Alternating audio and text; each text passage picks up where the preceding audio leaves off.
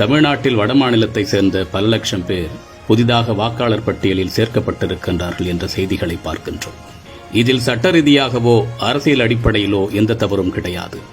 இன்னும் சொல்லப்போனால் நாம் பணி நிமித்தமாகவோ வேலை நிமித்தமாகவோ வேறு மாநிலங்களில் சென்று ஆண்டு கணக்கில் வசிக்க நேர்ந்தால் நம்முடைய குடும்ப அட்டை, ஆதார் அட்டை, வாக்காளர் அட்டை என அனைத்து முகவரி மாற்றம் செய்யப்படும். அந்த மாநிலத்தின் அனைத்து உரிமைகளையும் நாம் பெற இயலும். வாக்களிக்கும் உரிமையும் நமக்கு கிடைக்கப்பெறும். இவையெல்லாம் இயல்பாக நடப்பவைதான். இதில் தவறு ஏதும் கிடையாது. யாருக்கும் எந்த பாதிப்பும் இல்லை. ஆனால் தயவு செய்து அந்த கண்ணோட்டத்தில் தமிழ்நாட்டில் நடப்பவற்றை ஒப்பிடாதீர்கள். இங்கு நடப்பது வேறு.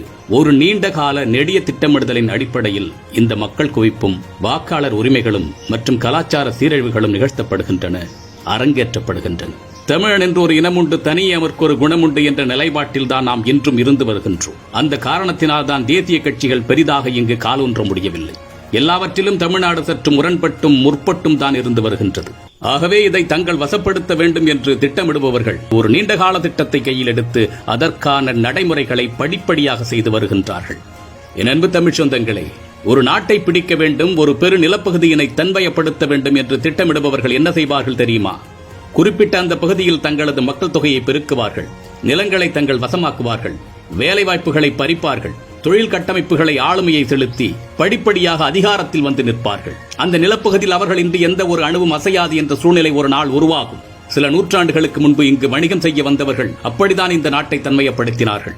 தங்கள் வியாபார ஆளுமைகளை இங்கு செலுத்த தொடங்கினார்கள். படிப்படியாக நிலங்களை தன்மையப்படுத்தினார்கள். அதிகாரங்களை தனது கட்டுப்பாட்டில் கொண்டு வந்தார்கள். ஆட்சியாளர்களை தங்கள் கைபொம்மையாக ஆட வைத்தார்கள்.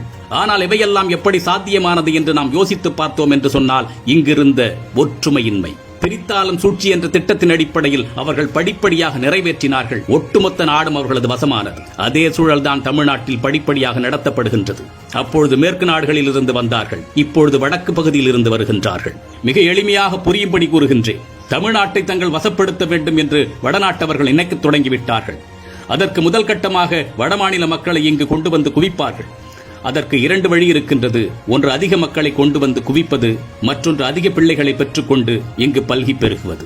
நடக்கிறதா இல்லையா யோசித்து பாருங்கள். இங்குள்ள இடங்களை விலை கொடுத்து வாங்குவார்கள். உள்ளூர் விலையை விட அதிக பணம் கொடுப்பார்கள். அதனால் உள்ளூர்வாசிகள் வடநாட்டவர்களிடம் தேடிச் சென்று தங்கள் இடங்களை ஒப்படைப்பார்கள், அதிக விலை பெற்றுக் கொள்ள வேண்டும் என்பதற்காக. உங்கள் பகுதியில் நடக்கின்றதா இல்லையா சிந்தித்து பாருங்கள். வியாபாரங்களில், தொழில்துறைகளில் தங்களது ஆதிக்கத்தை படிப்படியாக மேலெழுப்புவார்கள். அனைத்து தொழில்களும் அவர்களின் கட்டுப்பாட்டில் வரும், அல்லது அவர்களின்றி எந்த தொழிலும் இயங்காது என்ற நிலை உருவாக்கப்படும். உங்கள் பகுதியில் நடக்கின்றதா இல்லையா சிந்தித்து பாருங்கள். அடிப்படை வேலைவாய்ப்புகளில் முதலில் இடம் பிடிப்பார்கள். படிப்படியாக அதிகாரமிக்க இடங்களையும் தங்களது கட்டுப்பாட்டில் கொண்டு வருவார்கள். இது இப்படியே 25-30 ஆண்டுகள் தொடர்ந்து நடந்தால் இறுதியில் சொந்த மண்ணிலேயே நம் மக்கள் காலனி ஆதிக்கம் போல் ஆகிவிடுவார்கள். இவற்றையெல்லாம் அவர்கள் செய்வதற்கு வழி செய்து கொடுப்பது யார் தெரியுமா? நம் மக்களிடையே இருக்கும் ஒற்றுமையின்மைதான், பிளவுபட்டு கிடப்பதுதான். மறுபடியும் கூறுகின்றோம், தமிழ் என்ற ஒற்றை புள்ளியில் ஒன்றிணைந்து நில்லுங்கள்.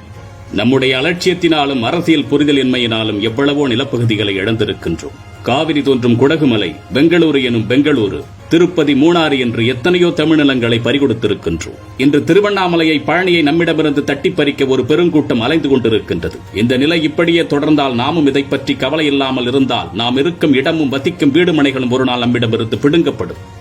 கடந்த சில தலைமுறைகளில் நம்முடைய ஒற்றுமையை நாம் தவறவிட்டதால் தான் இன்று தமிழுக்கே தொடர்பில்லாதவர்கள் எல்லாம் ஆட்சி அதிகாரத்தில், அரசியலில் ஆளுமை செய்து வருகின்றார்கள். தமிழர்களை வந்தேரிகள் என்று பேசத் தொடங்கி இருக்கின்றார்கள். ராஜராஜனும் ராஜேந்திர சோழனும் தெலுங்கர்கள் என்று கிழவிகள் எல்லாம் மாதட்டி கொண்டு சுவரொட்டி ஒட்டி கொண்டிருக்கின்றார்கள். நம் வரலாற்றை அழித்து கல்வெட்டுகளை கரைத்து தமிழினத்தை தகர்க்க துடிக்கும் கூட்டம் நாளுக்கு நாள் பெருகிக் கொண்டே வருகின்றது. இனிமேலும் விழித்துக் கொள்ளாமல் இருந்துவிட்டால் இந்த இனம் ஒரு நாள் இல்லாமல் போய்விடும், சிதறடிக்கப்பட்டுவிடும். இது எங்கோ நிகழ்கின்றது, எனக்கும் இதற்கும் எந்த தொடர்பும் இல்லை என்று மட்டும் நினைத்துக் கொள்ளாதீர்கள். இது நம் தமிழினத்தின் பாதுகாப்பு குறித்தது, நம் எதிர்கால பிள்ளைகளை பற்றியது. நம் மொழி, பண்பாடு, எதிர்கால நல்வாழ்வு என அனைத்தும் இதில் அடங்கி இருக்கின்றது.